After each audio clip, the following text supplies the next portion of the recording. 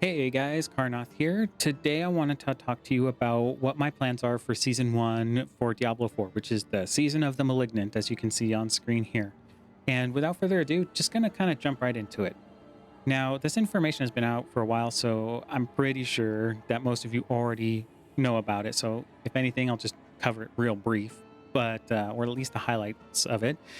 But the biggest news is that it's getting close. It's about a week away, so 6 days, 18 hours away. So woohoo! So getting there pretty fast, and the whole point of it is pretty much around these malignant powers that you get from malignant hearts that drop from malignant enemies. So yes, season of malignance for sure.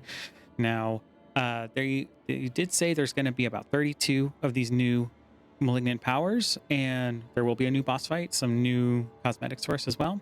But yes, it's going to be focused on all these new powers, which appear as a slot in your jewelry so that you can get some crazy new builds, as they have said. So crazy damage is what they're hoping for, and hopefully it'll be things that will seem fun or anything for just the season mechanic. And the one thing they did note is that this will probably not carry forward into the main game because it's a core season mechanic, but they will take learnings from the season and implement it into the core game. So just don't expect this to carry forward, but maybe they'll learn something and kind of adjust the base game based off of what they learned from these powers.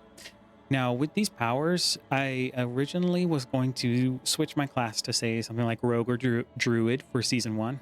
But because we have 32 new powers, I want to see how these 32 new powers work with Sorcerer. Obviously, there will be ones that won't work well or aren't intended for it, so we're not going to probably do all 32, but I want to try out Sorcerer first because I've been maining Sorcerer. As you can see, I've had many builds. I've experimented with it a lot, and I know its downfalls and its strengths and everything. So this will definitely give me insight into like, hey, how is this helping the Sorcerer out in the long run? Now, we all know that Sorcerer is kind of in a tight spot right now because we won't even sugarcoat it. It's probably the worst class right now as far as damage is concerned and for viability towards a lot of the end game tier 100 nightmare dungeons. And so with this, will this be something that boosts the sorcerer enough to take it to the next level? And will we see some buffs to sorcerer based off of these new powers? So that's why I'm going to be playing that, because we're going to see how this works out in the season. After I play sorcerer around a little bit, maybe we will create a rogue druid. Those would be my next options that I would choose from. Or, if any of you guys comment and say, hey, you should try out barbarian or necromancer, and there's a strong voice there saying you should, then I'll create that instead as my second character.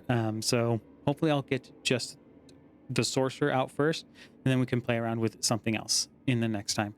And just wanted to make sure that you guys know that this premium battle pass and accelerated battle pass, don't make sure like we're not getting into the trap of like saying, hey, I want to spend money on this extra features, because they did really good in saying this is only cosmetics. This is nothing game changing. It's just, hey, you want to look cool, do this. So I will say, put that little asterisk up there saying purchase only if you like are super in love with the cosmetics and they make you happy. So that's the big thing here. If it makes you happy, all for it. You got the money, you got that, then do it. No one's going to judge you or say, hey, you did something wrong. That's your right, your power for that. So go ahead and do that.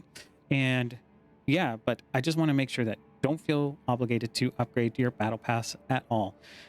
And that's pretty much it. Now, as far as future seasons go, we'll take it in by each season, what is the new season mechanic and everything. But for sure, in season 2, I will not start off as sorcerer, because once again, I did the base game, I did a ton of builds with sorcerer, and I'm going to start season 1 as sorcerer. We're going to spice it up, I guess you could say, and start with something else. And whether that be rogue or druid, those would be my next choice, as you kind of heard me before.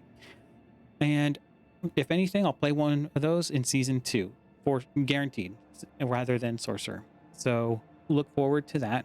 And as it gets into the further seasons and I'm still here playing, we're just gonna spice it up some more and do something, maybe it's random or anything like that. Again, it's gonna be all based around what the core season is and everything, and whether we jump back to sorcerer or not. But that's pretty much it. So if you guys like this sort of thought process and everything, let me know in the comments if this, hey, yeah, that sounds good, or hey, no, that sounds bad, or whatever else you guys may want to see during the season.